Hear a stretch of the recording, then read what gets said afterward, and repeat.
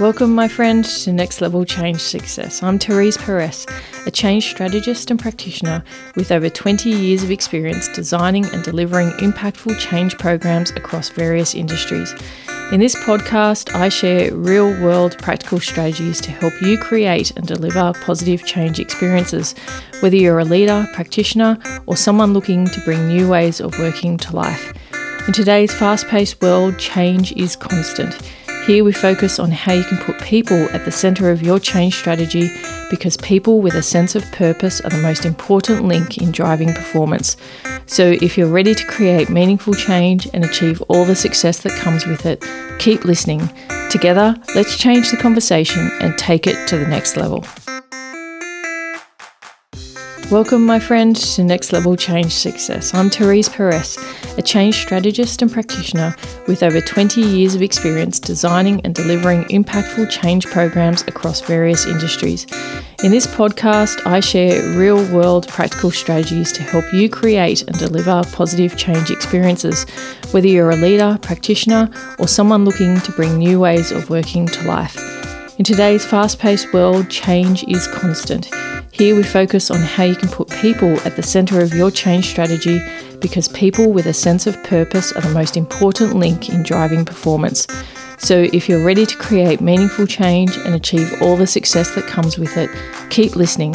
Together, let's change the conversation and take it to the next level.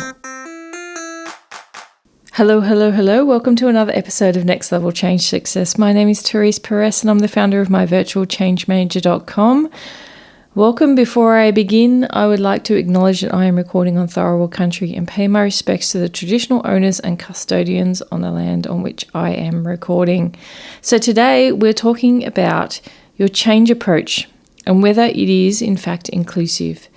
And I think in these times that we're seeing where there can be factions, there can be a lot of, what I call separatism, I think it's important that in every single interaction you create and intervention an activity that you roll out in relation to your change, that you are expressing inclusiveness, that you're including everyone who's impacted regardless of their personal situation. And I'm going to take you through that and why it's important. It is important and it does matter because it will decrease your change resistance. So it will mean that people won't have an excuse to say, well, I didn't know about the change. I was away. The communication wasn't sent to me. There's a whole bunch of, I think, excuses, but they can be legitimate if you haven't included and ensured that every base is covered when it comes to inclusion. Also, it means that the people can be engaged with the change all the way through. And that's really critical around the creation of momentum around your change, the communication with that, and having everyone really get on board with the change. If you're not thinking from an inclusive perspective as you're rolling out your change, then it's going to have people think, well, this isn't for me, or I don't understand. And it just compromises the ability for your change to have success. In some ways, this has a lot to do with the view of the change sponsors across your organisation. So you are actually affected, and I will definitely acknowledge that some change managers are impacted in this way and inhibited in this way because of the views of the change sponsors. Yet if you're the change person in charge, I really encourage you to go the extra mile to ensure that everyone feels a sense of ownership. This impacts the concept that you eventually want people to own the change and really have engaged with it. If you're not inclusive in the way that you're actually rolling out this change, that's going to impact your ability to ultimately have ownership from those who are impacted and your embedding side of things. Now, let's go through some examples around types of inclusions. And look, I've certainly heard this from change sponsors across the board at different times in my career around whether they feel like you're doing enough with your change interventions and whether you might you raised with the sponsor, is there anything else you think that we should do? They'll be like, oh, who cares? Like, if they turn up, they turn up. That's on them. And I don't really care, because that's up to them if they want to get on board the train or the bus, the mythical bus that everyone gets on. If they want to get on the bus, then they're on the bus. And if they don't, they don't. And that's up to them. Well, I'm a little bit more of the view of, we will do everything possible and go the extra mile for everyone to be included in the change. And only then, if people are not wanting to participate, then maybe the organisation, the team, whatever it may be, maybe it's just not for them. Maybe it's time that they make a different choice through the change, that they get the option and the choice as many times as possible to actually get on board. And if they're not able to do that, well, then it's up to them to make different choices, because it's going to be very uncomfortable for them. Because the reality is that everyone's moving forward with the change, whether it be a new system being put in place, whether it be a new organisational structure getting put into place, then it's up to the individual to make the choices that they wish off the back of that. But I will give every opportunity and every chance possible for everyone to be informed and to make an informed choice for themselves as to whether they want to jump on board the change or not. So let's talk about the forms of inclusion, and I'm going to start with the one that's, I think, the most controversial to a degree. Is about hybrid ways of working and making sure that the change methods you are using are hybrid related. Now, I've been through this a number of years. For those who've listened to the podcast, if you've listened to the podcast, you know my position on this around, I think diversity requires flexibility in the workplace, especially as a working mum. There is no doubt that flexibility is key. Anyone who continually places stress on their employees because they're not, I think, forward-thinking enough, not advanced enough, not open-minded enough to actually think, well, I want to make everything accessible, I want to be flexible. And then also the trade-off to that, you do require performance, right? And you do perform, you don't clock watch, you manage to outcomes. It's a great debate, and something that I would weigh in on every single time, especially, as I said, being a working mother, someone who's outcomes oriented, someone who's performance oriented. Like, I don't see it as a trade-off that, okay, because, you're giving me flexibility, I will do more hours, whatever it may be. It's not the case. This is about how I know my worth. An employer knows my worth. We negotiate boundaries. I'm always in the office if I need to be for special events for my team, whatever that may be, right? So there's this trade-off that happens, but by not having an inclusive or a flexible workplace, essentially you're placing unnecessary stress on your employees. You really are. And that concept of psychological safety, etc. So let's put this into a change context then. So if you're having change interventions where it's only face-to-face, if things aren't recorded in case someone's on leave, so you really want to record sessions as well, even if they're an in-the-room session, that you record it. So if someone's away, they're not feeling like they're missing out, and that there is a recording that's placed on the intranet that someone can watch, because I have watched those things, many people have watched those things, and they do that so they can keep up to speed with things, or even if they're in the room, they might go back to the recording. If they're a leader, they might go back to the recording so they can talk to their team about it. It really does give benefit across the board, and it's an inclusive intervention.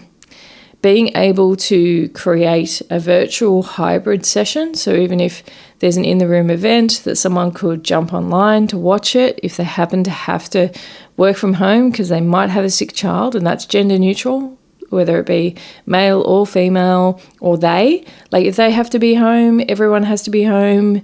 When it comes to sick children, unexpected things come up, then it's good that it's recorded, even if it's an important meeting, because oftentimes there can be things that crop up and leaders can be caught between that I need to be at that event, but I really have this critical meeting with a supplier or with a third party, or even internally that we really need to have because there's this burning issue.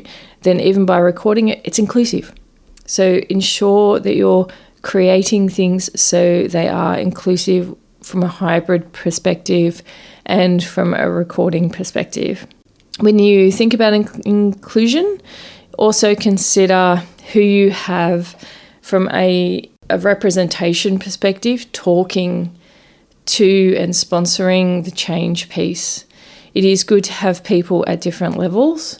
More and more you will see the grind that comes a bit from authority now, and especially post-COVID, it's probably even more so. And so that having just an authority-based figure, and I say authority in the old rabbit's ears, authority figure, a CEO, for example, it's actually about getting operational people up there talking, people who people can relate to, maybe even customers, clients talking to the change. The inclusive aspect means that you're including representation. There can be times when and this will be also applicable for gender, if you've got all female up speaking, for example, as much as you've got all male speaking, then these are the things you need to consider when you think about inclusion around the voice of the change.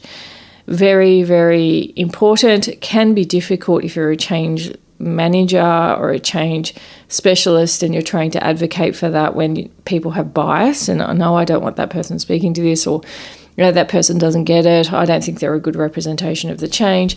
So sometimes it can be a little bit controversial. However, it is really, really important to consider and to raise as a discussion point around how you can have someone who's definitely representing from that perspective. Then let's have another consideration around the times and timings of whether it be briefings, timings of launches, timings of morning teas, afternoon teas, etc.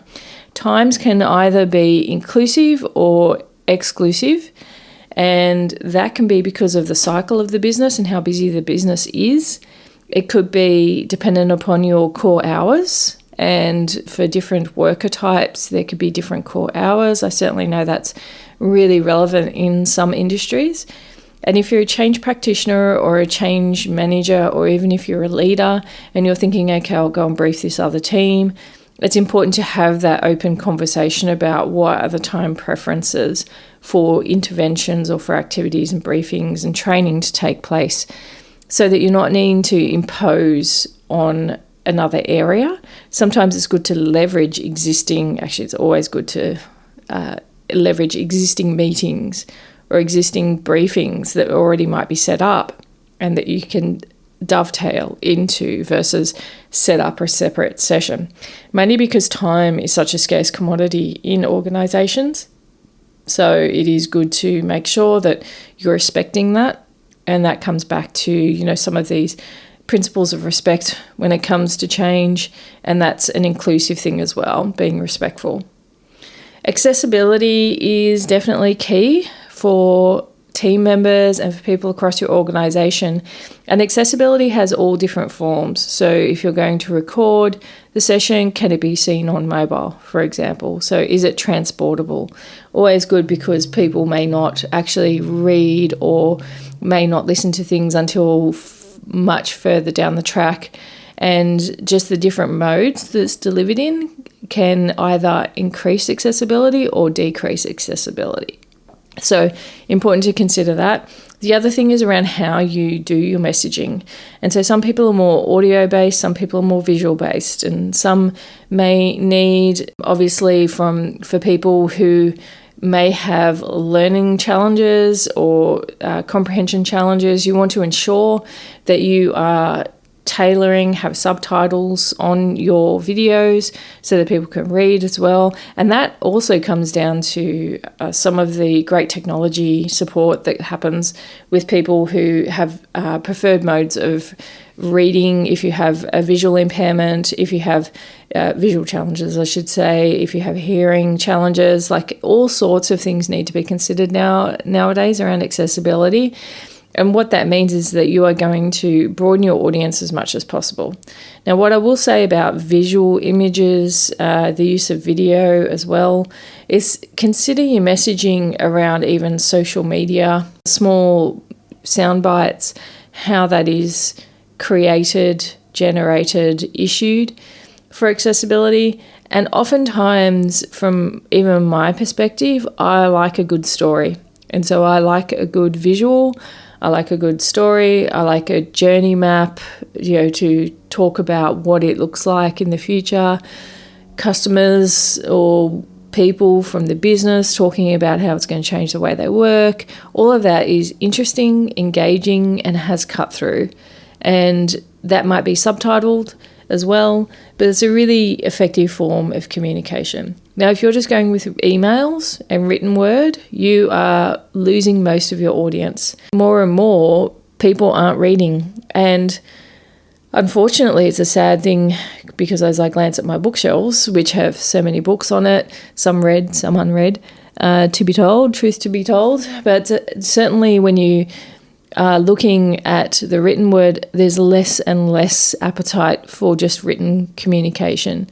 And yet we're kind of stuck in it in a lot of corporate ways.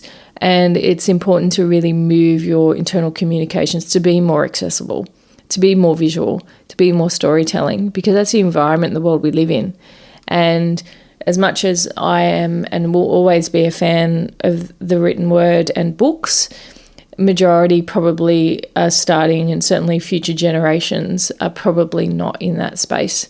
And so getting cut through, which is a little bit of this accessibility issue, is if it's not accessible, it's not going to be listened to, and it's not going to be effective, and it can't be engaged with.